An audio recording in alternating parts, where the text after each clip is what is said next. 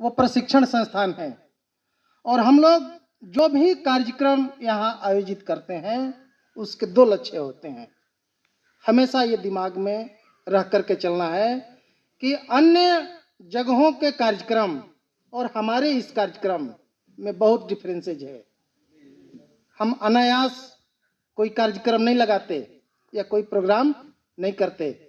हमारे कार्यक्रम का उद्देश्य होता है, और यहाँ अन्य जगहों पर हिंदी दिवस का एक उद्देश्य हो सकता है कि हिंदी को कैसे हम बुलंदियों पर स्थापित कर सकें, लेकिन हमारा जो ऑब्जेक्टिव है, हमारा जो यहाँ का उद्देश्य है, केवल हिंदी को बुलंदियों पर स्थापित करना नहीं, बल्कि एक कार्यक्रम को कैसे आयोजित किए जाने चाहिए इसका भी प्रशिक्षण देना है।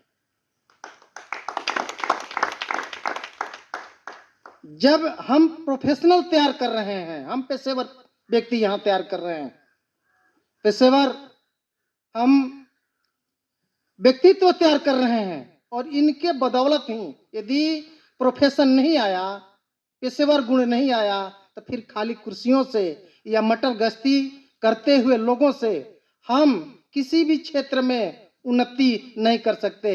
ये भाषा कहीं क्या है। जिस कार्य के लिए हम यहाँ आए हैं, यदि हमारी पेट ही हम पर हावी हो जाए, हमारे मस्तिष्क पर हावी हो जाए, तो हमारा जो उद्देश्य है, हमारा जो जीवन है, वो बहुत संकीर्ण हो जाएगा। इसलिए हमने सिलेबस में भी शामिल किया है शिक्षक अस्मिता।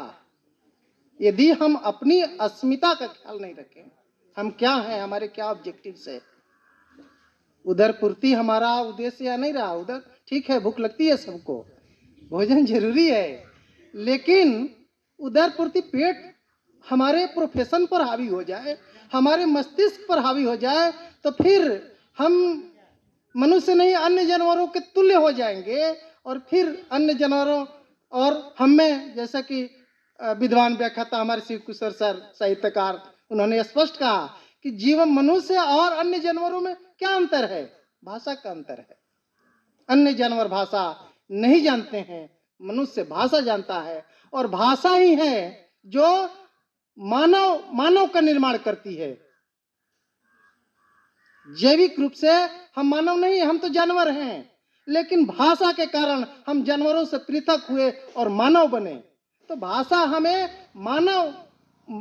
मानव का निर्माण करती है, और भाषा का सार्थक उपयोग, भाषा का बेहतर उपयोग, भाषा का सटीक उपयोग मानव से महामानव बनाता है। तो इस तरह से हमें हमेशा ये समझना है कि हमें किस तरह से हम अपने व्यक्तित्व को इन रूपों में लाएं कि हमें जो भी कार्य मिले, जो भी हमें जिम्मेवारियां मिले, उसे हम बेहतर रूपों से कर सकें। आज हम लोग हिंदी दिवस का आयोजन कर रहे हैं। हिंदी का ऋण है हम लोगों पर। हिंदी के माध्यम से हम लोग आज इन रूपों में यहाँ पर पहुँचे हैं, स्थापित हुए हैं। भाषा के माध्यम से हम लोग यहाँ पहुँचे। हिंदी बहुत ही विशेषताओं से संपन्न भाषा है। हिंदी के संदर्भ में बहुत सारे बातें मुन्ना सर के द्वारा, प्रशिक्षु के द्वारा, शिव किशोर सर के द्वारा, हमारे युवाना के जो साथी हैं उनके द्वारा बहुत सारी बातें कही गई है, जिनसे ये निकल करके आया है कि हिंदी जो है वो जन भाषा है। भारत में बहुत सारी भाषाएं हैं, यहाँ भी आप बहुत तरह की भाषाओं का उपयोग करते हैं। एग्जाम में आप अलग अलग भाषाओं का उपयोग करके आप आंसर शीट को भरते हैं, लेकिन जन भाषा के रूप में सोचें कि वैसी भाषा, जन भाषा कौन सी भाषा होती है जिसमें हम अपनी संवेदना को व्यक्त करते हैं, चिंतन करते हैं, सपने देखते हैं। लिखने के लिए हम इंग्लिश में भी प्रश्नों को लिखते हैं, उर्दू में प्रश्नों को लिखते हैं, लेकिन क्या हमें सपने इंग्लिश में आते हैं?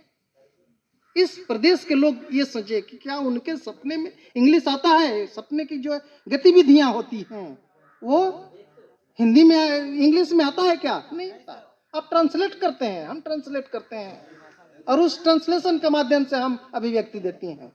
तो वो जनभाषा नहीं है जिसमें हमारी संवेदना है, जिसमें हमारा चिंतन है, जिसमें हम एक कॉमन मैन से वार्तालाप करें, वो जनभाषा होती है। और ये शक्ति है हिंदी में। हिंदी के माध्यम से हम ये सभी कार्य करते हैं, इसलिए हिंदी जन भाषा है, हिंदी वैज्ञानिक भाषा है। जैसा कि सर ने कहा, जैसा हम बोलते हैं वैसा हम लिखते हैं, पूर्णतः वैज्ञानिक, साइंटिफिक, एकदम कोई घालमेल नहीं। बीयूटी बट, पीयूटी पुट, ये चीजें नहीं है हिंदी में। बिल्कुल जैसा बोलेंगे वैसा लिखेंगे, पूर्णतः वैज्ञानिकता है इसमें। और उदार भाषा है हिंदी, एक उदार भाषा है। अन्य भाषा के शब्दों को भी स्वीकार करने में इसे कोई एतराज नहीं होता, उदारता है। हालांकि हिंदी में व्याकरण को शामिल किया गया है, व्याकरण से भी जुड़ी हुई है भाषा, लेकिन व्याकरण चूंकि भाषा के मर्यादा को बरकरार रखता है, उसे एक निश्चित वे प्रदान करता है। जैसे नदी, कहते हैं कि भाषा बहता नीर, भाषा बहता नीर है, नदी की तरह, पानी की तरह बह रहा है, लेकिन हरेक पानी के बाद जैसे नदियां बहती हैं, और नदियों के यदि तट न हो तो फिर वो पानी का कोई अस्तित्व नहीं रहेगा, बिखर जाएगा। तो उस तरह से भाषा के प्रवाह को नियंत्रित करने के लिए, उसे गंतव्य तक पहुंचाने के लिए व्याकरणों का निर्माण किया गया है। तो व्याकरण हिंदी का भी एक संपुष्ट व्याकरण है, और साथ ही व्याकरण उसको संश्लिष्ट स्वरूप प्रदान करता है, नियंत्रित करता है, लेकिन हिंदी का व्याकरण उसके बहाव को रोकता नहीं है, स्वतंत्रता भी प्रदान करता है। और इस स्वतंत्रता के कारण हिंदी भाषा के तहत अनेक बोलियों का विकास हुआ है। बहुत सारी बोलियां हैं, जैसे आप भोजपुरी है, मैथिली है, मगही है, मराठी है, बोडो है, ये सभी हिंदी भाषा की बोलियां हैं। और इन सभी बोलियों को मिला करके भारत की बहुत विशाल आबादी, 90% तक की आबादी हिंदी भाषा का उपयोग करती है।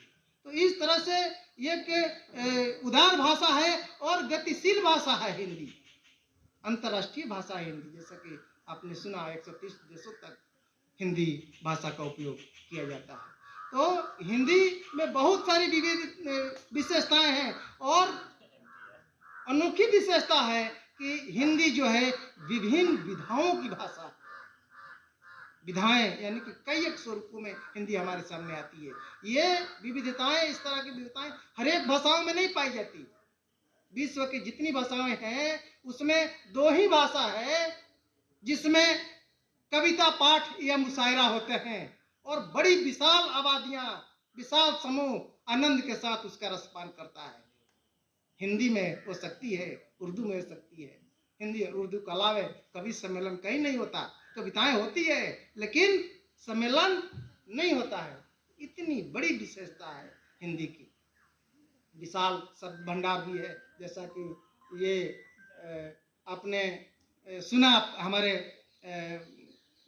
प्रशिक्षु के माध्यम से कि कितना ज्यादा विशाल भंडार है। और इतना ही नहीं, बहुत सारे ऐसे शब्द है हिंदी में जिसका कि विश्व के किसी अन्य भाषाओं में उस तरह का कोई शब्द ही नहीं है।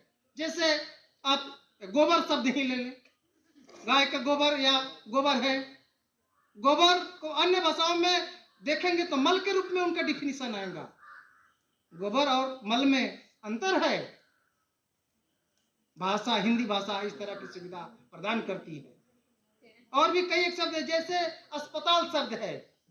अस्पताल एक पर्टिकुलर प्लेस को हिंदी भाषा में अस्पताल कहा जाता है, इंग्लिश में क्या कहा जाता है? हॉस्पिटल। यानी हॉस्पिटल क्या, जहां हॉस्पिटलिटी होती हो, कोई नाम तो नहीं हुआ, संज्ञा नहीं हुआ, तो विशेषता उस प्लेस की विशेषता हो गई कि जहां हॉस्पिटलिटी होती है, देखरेख होती है, मदद होती है, वो विशेषता है।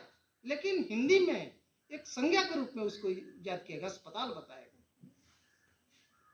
तो इस तरह हिंदी की बहुत विशेषताएं हैं, और इन विशेषताओं के कारण हिंदी जो है जन भाषा के रूप में है। भले इसे राष्ट्रीय भाषा हम की मान्यता न दे सके हों, लेकिन ये हमारे दिलों में राष्ट्रीय भाषा के रूप में विराजमान है। और साउथ हो या कहीं हो, साउथ में भी आप देखेंगे हिंदी बोलने वालों का सम्मान है, लोग सम्मान के साथ वहां भी देखते हैं। ऐसी नहीं है कि वहां इंग्लिश बोलते हैं तो हिंदी वालों को वहां पर तौहीन किया जाता है, और सम्मान के साथ बोलते हैं लोग। और ये अपेक्षा करते हैं लोग कि, या अफसोस करते हैं कि काश हमें भी हिंदी बोलने आती। तो इतनी ज़्यादा समृद्ध भाषा रही है, भाषा है हिंदी, इतना ज़्यादा लोकप्रिय भाषा है हिंदी। तो आज हिंदी भाषा के इस हिंदी दिवस के इस अवसर पर कल मैं जब ऑफिस से गया तो मेरे मन में भी एक विचार आया कि मैं भी कल का जो कार्यक्रम उसके लिए कुछ रचनाएं करूं। तो यहाँ से जाने के बाद मैंने भी एक हिंदी की शान में एक कविता की रचना करने का प्रयास किया हूँ, जो आप लोगों के समक्ष प्रस्तुत करूंगा। मेरे